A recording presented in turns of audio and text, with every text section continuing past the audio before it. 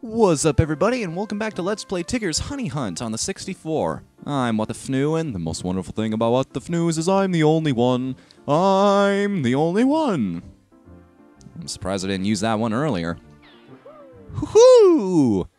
Alright, before we start this level proper, I want to show something off here. We just got a bounce in the last level, if you remember correctly, and if you think you know the extent of just how ridiculous video games can get, prepare for one of the biggest moments of game logic you will ever see. Our new ability is the power to hover. But how does Tigger hover? Does he grow wings? Does he cause some kind of updraft beneath him? No. Watch this.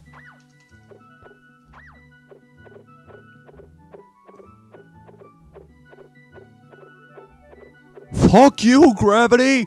I'm Tigger! That's T-I-G-G-E-R. And that's me. I want that as my wallpaper. Just a picture of Tigger just not bouncing off the ground, but friggin' blasting off towards the sky with this determined, cocky look on his face, with just a caption at the bottom in big, bold letters that says, "Fuck you, gravity!" Oh, somebody do a shop of that. Wolfie, you did that picture of Pocky for me with the Maid headband. Think you could put something together for me, dude? Alright, come on. I know I can make a simple jump. I'm having too much fun. There's no such thing as too much fun. That's why I'm doing this to begin with. Like I said, I just find this game really entertaining, despite the simple premise. You'd never expect a Winnie the Pooh game to be this good. And you'll find me just keep on repeating things like that from the RTG's video, because that pretty much says it all. Well, almost. That's why I'm going through all this. It's just a proof of concept, really. Oh, there's the source of the win. Friggin' heffalumps. A bee mixed with a heffalump. Now that is Pooh's worst nightmare. That's the two things in this world that cause him trouble. As they're the only living creatures on Earth that can bring themselves to hate. Oh! That wasn't fair. Oh, by the way, you'll notice that even though we've gone to a new stage, my health does not replenish itself. Yes, you are stuck. You could potentially attempt to go through this entire game on a single bar of life. Now, someday there will be a person who exists that will be able to go through this entire game with those restrictions and be able to make it on one life. It's not going to be me, though. That would be way too difficult, especially considering I'm after everything. Think it sounds easy? Go ahead. Try it yourself. Look at that! Look how high up we must be to be able to see the river from this far up. You know how... God, the hand-painted backgrounds just strike me every time I look at them. They're amazing. This whole game is amazing. I don't know if I've said that enough. I'm sure you have ears. You got the message the first time. Hey, maybe I should just try being a generic Let's Player now. Maybe that'll make this video a little better. Okay, so we're swimming in this whirlwind now. Just trying to grab that honey pot, and there, we got it. And now we're going to try and grab these 4 honey pots there. Yeah, we got it in one swipe. That's what I like to see. And now there's a couple more over here inside. Okay, I'm going to stop that.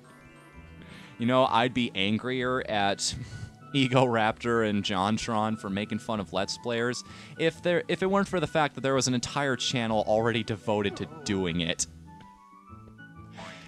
You know, I can't deny... I can't really hate them too much. You know, whether or not getting over my problems with Retsapre is a whole nother story entirely. Can we just get up there, please? Thank you. Yeah, I've talked about this before, and because I feel like I need to have something to talk about right now, it's just... I don't know, I've stated before, I just have a problem with bullying, and that's what it comes across to me, is just picking on people who are smaller than you, and to make yourself feel better and further your own ends. It's like, hey, you made an entire channel about making people feel like shit. Don't you feel proud about yourself? You're really happy with the direction your life has gone. Okay, whatever you want. Oh, can't anybody find their own friggin' stuff in this town? That's right, I completely forgot about Eeyore's tail in the last episode. I could have collected it and dropped it by him, but really, considering we're going to be going by that stage a couple more times in the future, I've decided against it. Oh, by the way, don't touch water as Tigger. Tiggers can't swim. You know, if you don't remember that from the show at all. There we go, we've already hit our 70 honey pots. I still can't believe that's actually Oh! That's what I'm talking about. Forgot to take into account the wind, though. That was my own fault. I wonder if I can make it all the way down there in one jump. Yes! Haha! Victory for the Empire. I've been saying that a lot, actually. Do you know what that's from? I've kind of turned that into my own thing that I use consistently. Like I said, I might have mentioned this in one of my previous series, is that I tend to make catchphrases out of things in my mind. For some reason, certain words just stick in my brain. Like when Proton John said that in one of his videos, the whole line is, "Victory for the Empire, but I am a colonist." I don't know, for some reason that line just really stuck out to me. Even the Game Grumps, who I referenced not too long ago, actually. Some of my favorite jokes aren't even the ones you might expect. Like in the Aladdin run-through they did. When Egoraptor just comes out of nowhere, JonTron is explaining that one scene where the kids come out of nowhere and Aladdin gives them the bread. They come out, they're like, "I'm dying of dementia." No, that's not it. Dysentery. And the Egoraptor says, "Dysentery? I'm gonna shit out the nothing I have in my stomach." This is such a classic comeback. Like, you fucking idiot. I love that type of humor. Just the comeback, the one-liner comeback. Those are my favorite jokes of all time. It's like when somebody seems to be pushed back into a corner, and there's seemingly no way they can turn it around, and then they just say something so blunt and so obvious that suddenly the positions get completely turned around, and it's the other person who's in that position. Oh, what would be a really good example of that? It's currently past midnight where I am, so this isn't exactly the best time to make me rack my brain about something. Oh no, I'm going to be late. For what? No, Rabbit, it's not worth it! Oh no. I should have seen the signs. Poor Rabbit. Poor Rabbit. I knew there was something wrong with you, but I didn't know how far it went. Please, let's all just have a moment of silence for dear Rabbit.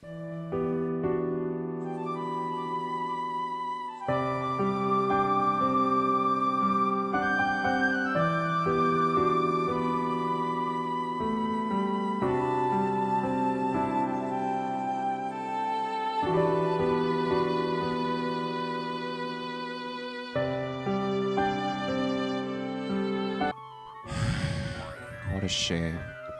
He had so much to live for. Why, Rabbit? Why? What was down here for you? Huh, more honeypots. Well, I survived the fall. I assume he might have too. Who's that comedian who makes the point about the bolt-action rifle? How he's talking about how there was a man who was found shot 5 times in the chest by a bolt-action rifle, and they decided on this being a case of suicide.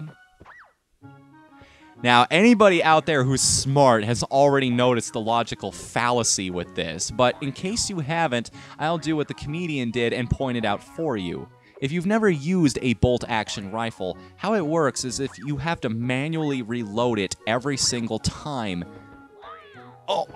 Manually reload it every single time you want to fire another shot.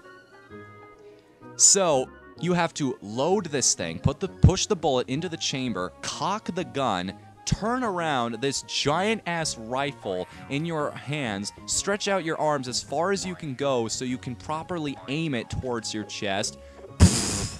1, Now, assuming you haven't already suffered fatal complications from the massive hemorrhaging a bullet entering your chest cavity would cause, now you have to reload the damn gun and start the entire process all over again. Now, let's say I had done this and maybe I had shot myself 2 times with this rifle and found to my amazement that I was somehow still alive. I would just say, you know what? Screw it. I can live with this, whatever it may be.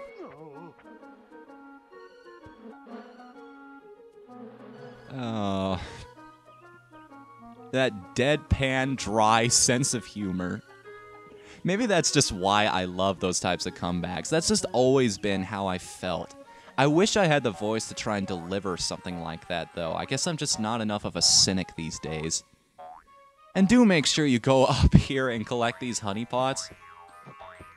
Oh, Piglet's broom. I want to go back and give that to him. I will be back here again later, so I'll probably give it to him then.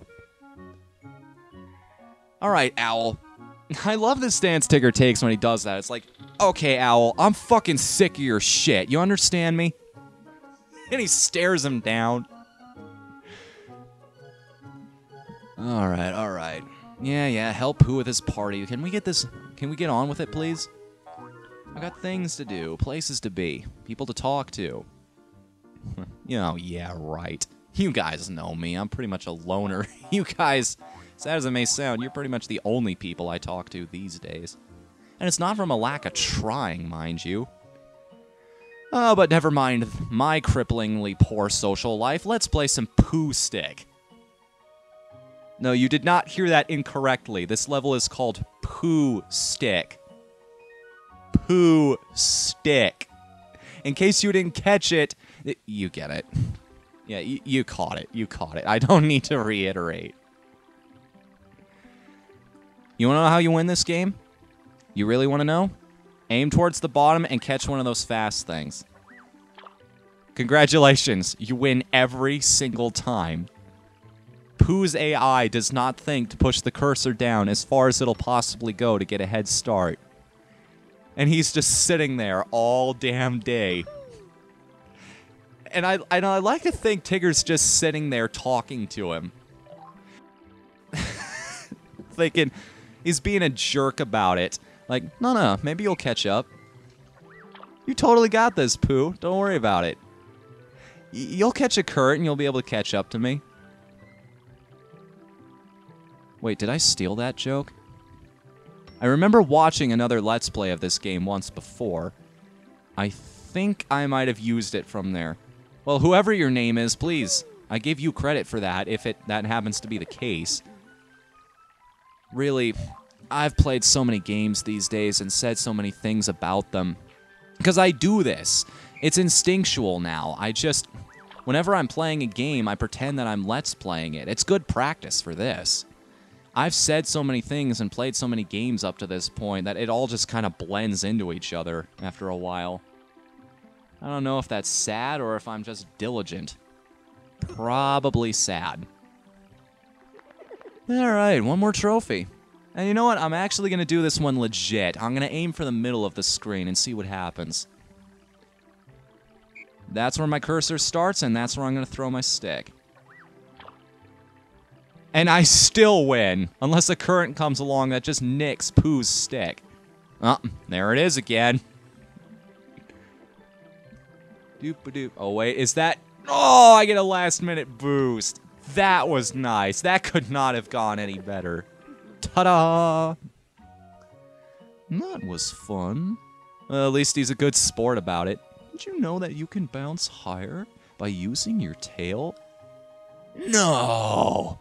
Tigger using his tail to bounce instead of his legs? What? What a mind-blowing concept! Pooh, my world was not complete until you imparted that incredible knowledge upon me. Yes, this is what I like to call the super bounce. And you see that animation that I've been doing on the map? Ladies and gentlemen, prepare to do it in the stage. Nice, huh? That thing is going to open up all kinds of possibilities.